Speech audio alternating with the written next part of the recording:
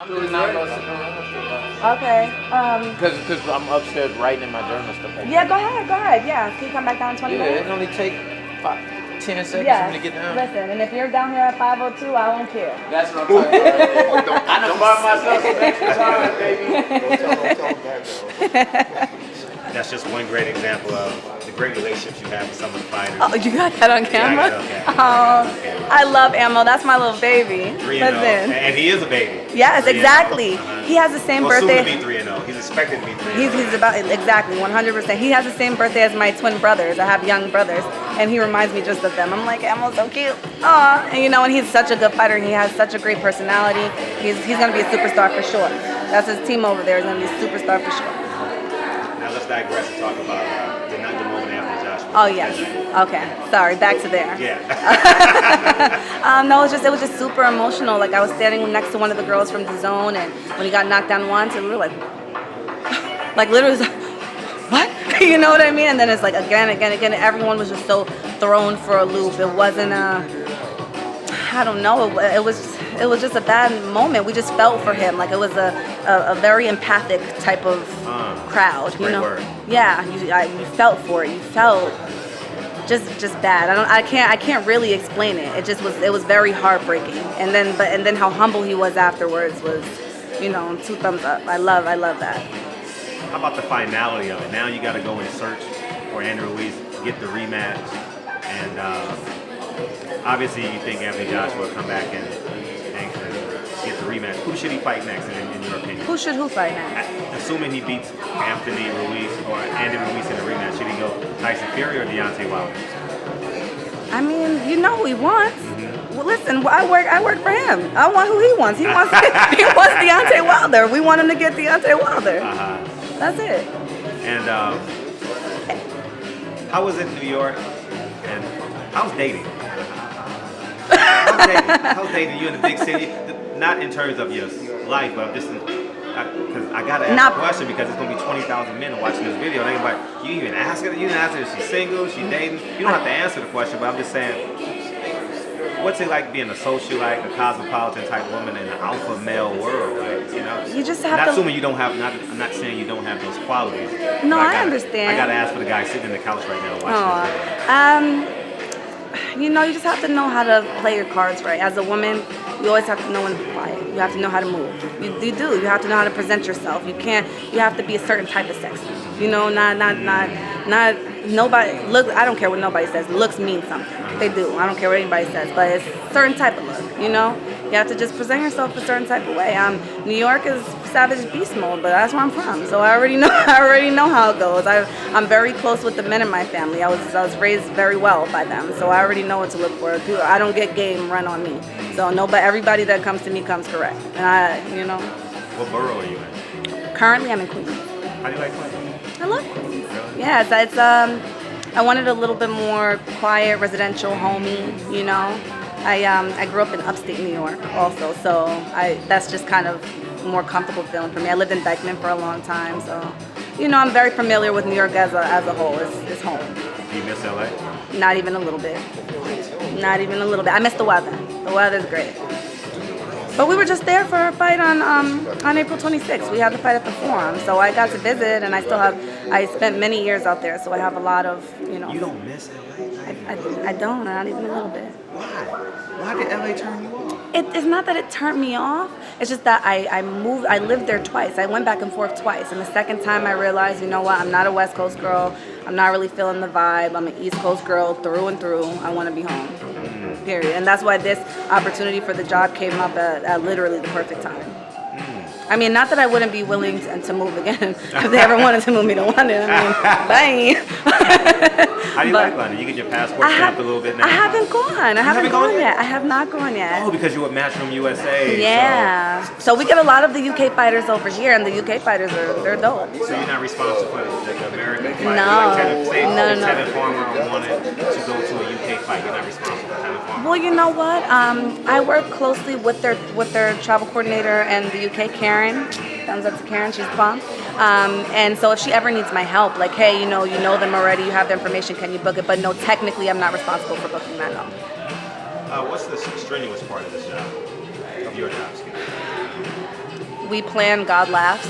You know, I plan everything literally perfectly, and people miss their flights, forget their IDs. I'll text, I will call them, I'll send an email, I tell them in person, and they still ask me 1,000 times the same question that I just text, called, emailed, said in person. So it's you just have to have a lot of patience, and you have to, you know, I've been doing it a couple shows now, so I have a couple systems in place. What's the scariest moment?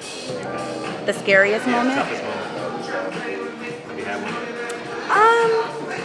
No, I don't want to say scary or tough. It's just that, like, so the Anthony Joshua fight week, we had the week prior where Devin Haney got his knockout in Maryland. And so we had 2 fight weeks back to back, and that was just overwhelming.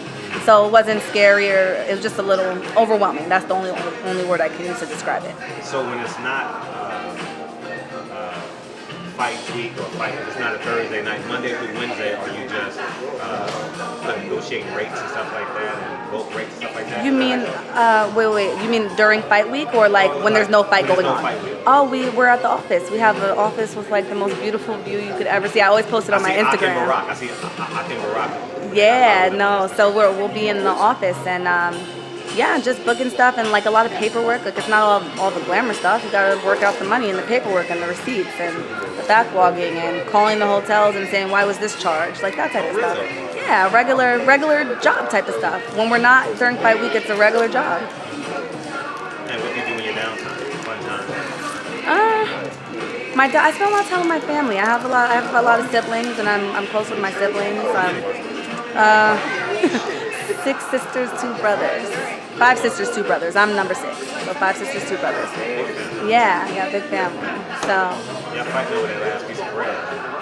And we're actually very spread apart. So it's like I'm the youngest of the oldest half and the oldest of the younger half. Make sense? So I spend time with my family. You say you got twin brothers? Yeah, they're 18. They're my babies. What's it like twin brothers? Well, see, they were like my kids. Like I've had this little OCD thing. I'm like mini mom because of them. They were born when I was 11, and I've been taking care of them. Now they're 18, and I still can't believe it. 6'3", 6'5", been towering over me since they were 12, and they're still my baby. And you're about to go into your 30s. I'm about to go into my what? No, I'm gonna be 29. You'll be 29. I'm 28. August 18th. It's coming up. It's coming up. And no, that's ESPN have a fight October. August 10th, right? Or no, 3rd. Who? August 17th. Oh, I don't know. Your birthday's October 18th, right? August 18th. August 18th. Yeah, I'll be in Miami. You'll be in Miami. What you doing in Miami? My best friend. My best friend lives down there. We'll probably end up there. I'm going to turn up. Yeah, turn up a little bit. 17th. My grandfather was born August 17th. Oh, your grandfather's the man. Listen, Leo squad all day. What's the next step for you? Do you want to get into actually promoting, or you just want to have one fighter? Or No.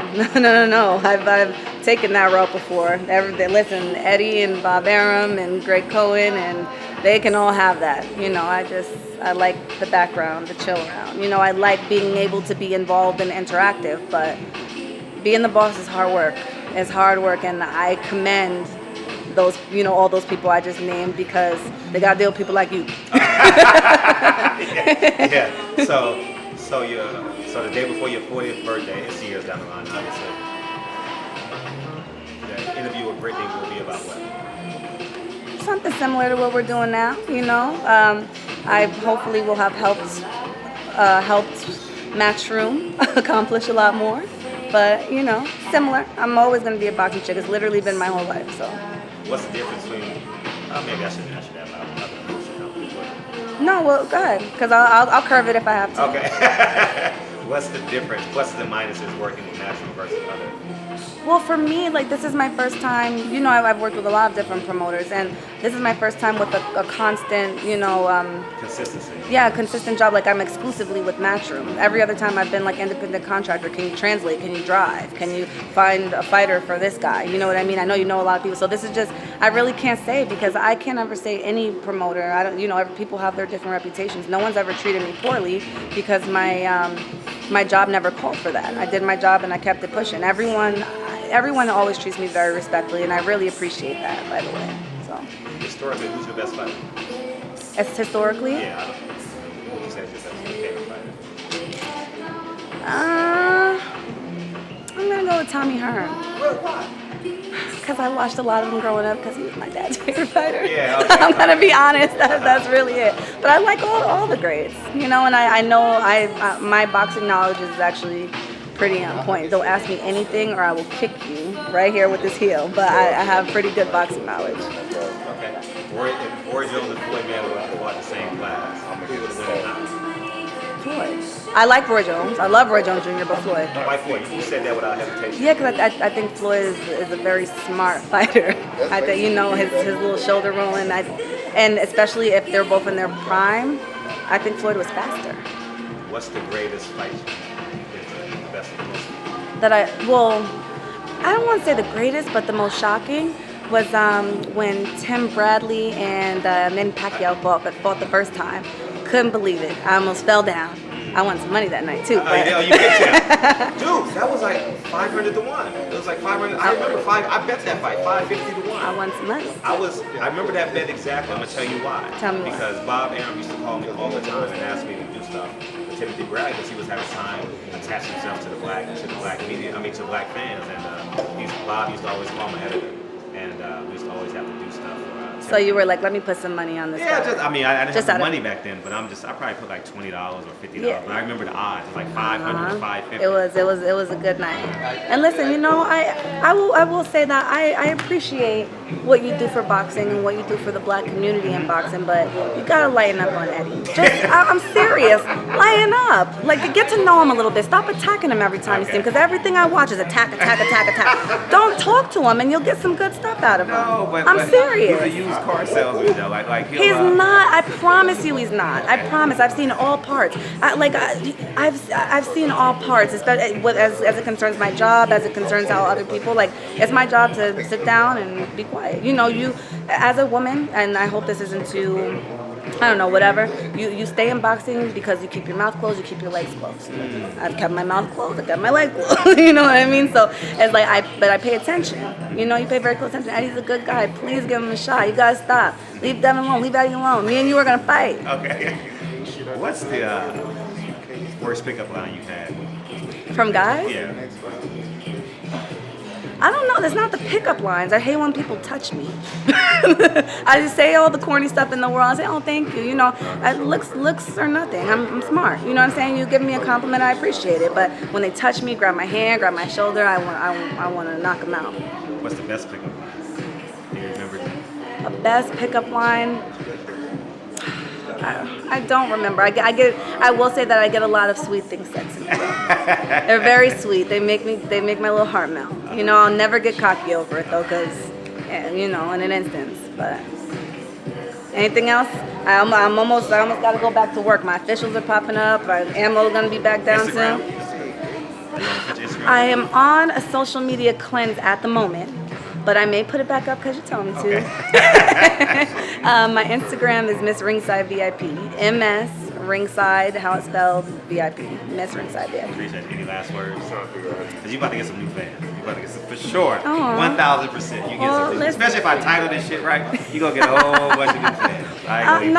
No last words. You know, I'm very happy to be working for Matchroom. I like what they're doing for boxing. I like the direction that boxing as a whole is going in right now. I like a lot of great fights coming up. A lot of past fights. 2019 has been a great year for boxing. Don't you agree? A lot of upsets. And exactly. And so I'm so excited for 2020. I'm so excited. So. Who wins an arm wrestling match? Barack. He's gonna kill me, but Barack. Barack. Don't kill me, Ak. I love you, but I think Barack got it. How beautiful is Ak's son? Have you met Ak's son? I've never met him, but I follow him on social media. Yeah, dude, that motherfucker got that sauce, right? Yeah, no, he's a handsome little guy, and Ak's a good dad. I've been knowing him for a long time too. I'm actually so proud of them. Like, I'm so proud of. We all are. Because they've been around for a long time, hustling, sticking together, like just really grinding, and just proof that working hard will get you where you want to go. Like, I admire them very much so. Are you in the office when they come up with that genius stuff about the pull-up game? No, actually. I mean, I see them sometimes, but most of the time I see them at fights. I don't know why they're not here this time, but most of the time it's at fights. How about the view in the office? I will admit, I do have a great view in the office. Yeah. It's my pick-me-up. Oh my gosh. Like, sometimes when I don't want to... What floor is it on? I don't know. None of your business. We're in Fort Knox. That's where we at. No, but it's very high up, and it's very beautiful. It's kind of like if I wake up and I'm like, oh my gosh, you know that train ride to work is like 40 minutes. Oh, it is. Yeah, for me, I'm coming It's in from downtown Manhattan. Yeah, and at World Trade Center. So when I get there, like if I'm tired or just kind of not feeling it that day, you look out the window. I was like, okay, I feel so blessed and so lucky and so grateful because I'm sure I can't imagine what that bill is like every month. They think that I'm worth that. You got to look at it like that way, glass half full. Describe yourself in 2 words.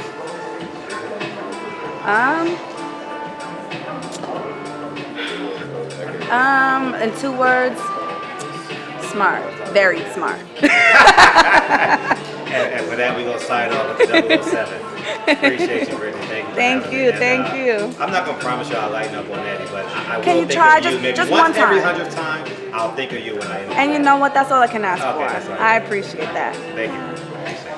All right, cool.